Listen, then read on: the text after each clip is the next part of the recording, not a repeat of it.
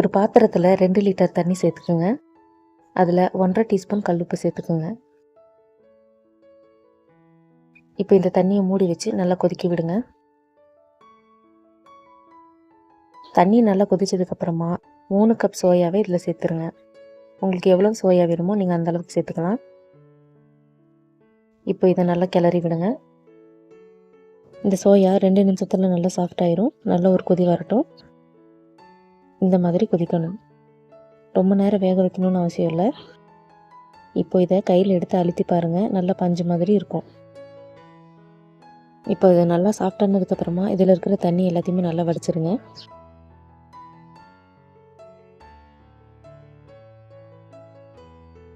தண்ணியை வடிச்சதுக்கப்புறமா இதில் பச்சை தண்ணியை சேர்த்துருங்க. சேர்த்துட்டு இந்த மாதிரி கிளறி விடுங்க.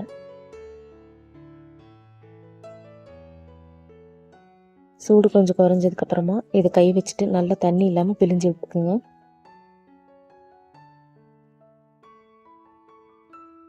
இந்த மாதிரி பிழிஞ்சு எடுத்துக்கோங்க. இது ஒரு ஓரமாக இருக்கட்டும்.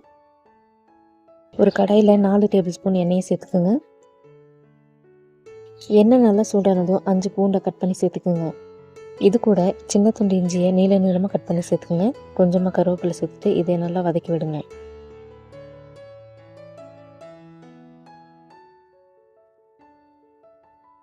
நல்லா வதக்கி விட்டதுக்கப்புறமா உங்களுக்கு எந்த அளவுக்கு தேங்காய் வேணுமோ அந்த அளவுக்கு கட் பண்ணி சேர்த்துக்குங்க.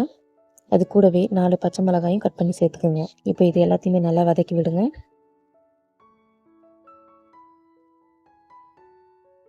இப்போ இதில் 2 பெரிய வெங்காயத்தை நீள நீளமாக கட் பண்ணி சேர்த்துக்குங்க. அதையும் நல்லா வதக்கி விடுங்க.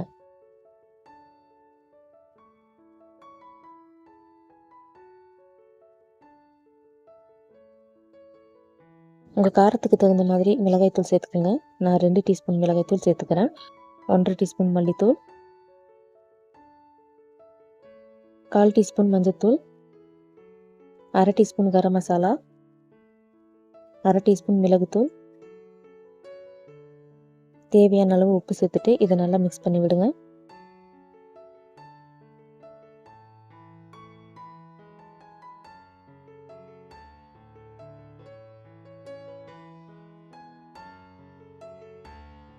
இப்போ இதில் நம்ம வேக வச்சிருந்த சோயாவை சேர்த்துருங்க.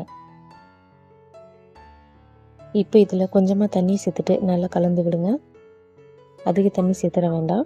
நல்லா கலந்ததுக்கப்புறமா நம்ம திரும்பவும் தண்ணி சேர்த்த போகிறோம்.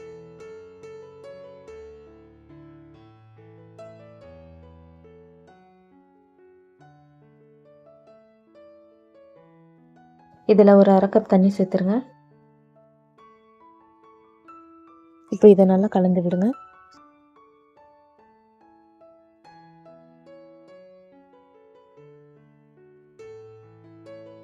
ஹை ஃப்ளேமில் இதை 2 நிமிஷம் மூடி வச்சுருங்க. நல்லா கொதிக்கட்டும்.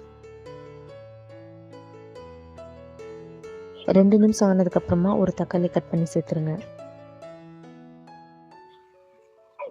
இப்போ இதை நல்லா கிளறி விடுங்க.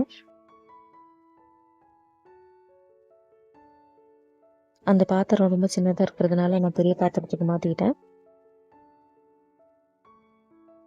இப்போ இதில் மீடியம் சைஸில் இருக்கிற ஒரு பாதி லெமன் பிழிஞ்சுக்குங்க.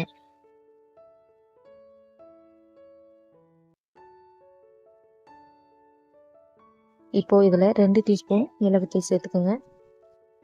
உங்களுக்கு தேவைப்பட்டால் நீங்கள் சேர்த்துக்கலாம். இப்போ இதை நல்லா கிளறிக்கிட்டே இருங்க.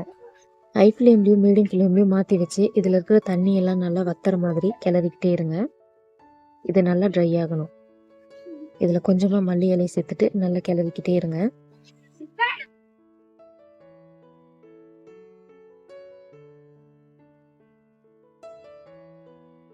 தண்ணி நல்லா ட்ரை ஆனதுக்கப்புறமா 3 டேபிள் ஸ்பூன் தேங்காய் எண்ணெயை சேர்த்துட்டு நல்லா கிளறி விடுங்க. உங்களுக்கு தேங்காய் எண்ணெயோட ஃப்ளேவர் பிடிச்சிருந்தா மட்டும் இதில் சேர்த்துக்குங்க.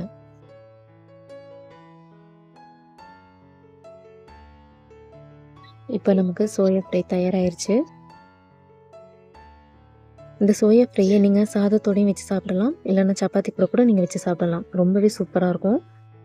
நான்வெஜ் பிடிக்காதவங்களுக்கு இந்த மாதிரி செஞ்சு கொடுங்க, ரொம்பவே விரும்பி சாப்பிடுவாங்க. இந்த ரெசிபி உங்களுக்கு பிடிச்சிருக்கும்னு நினைக்கிறேன். பிடிச்சிருந்தா செஞ்சு பார்த்துட்டு எப்படி இருக்குன்னு கமெண்ட்ஸில் சொல்லுங்கள். மறக்காமல் உங்கள் ஃப்ரெண்ட்ஸ் அண்ட் ஃபேமிலிக்கும் ஷேர் பண்ணிவிடுங்க. நம்ம சேனலை சப்ஸ்கிரைப் பண்ணாதவங்க சப்ஸ்கிரைப் பண்ணிக்கோங்க. பக்கத்தில் இருக்க பெல் ஐக்கானையும் கிளிக் பண்ணிவிடுங்க. இந்த ரெசிபியில் வர ஒவ்வொரு பொருளோட அளவையும் நான் டிஸ்கிரிப்ஷனில் கொடுத்துருக்கேன். மறக்காமல் செக் பண்ணி பாருங்கள். இவ்வளவு நேரம் நம்ம வீடியோவை பார்த்ததுக்கு ரொம்ப நன்றி. இன்னொரு இன்ட்ரெஸ்டிங்கான சூப்பரான ரெசிபியோட வர வரைக்கும் பாய்.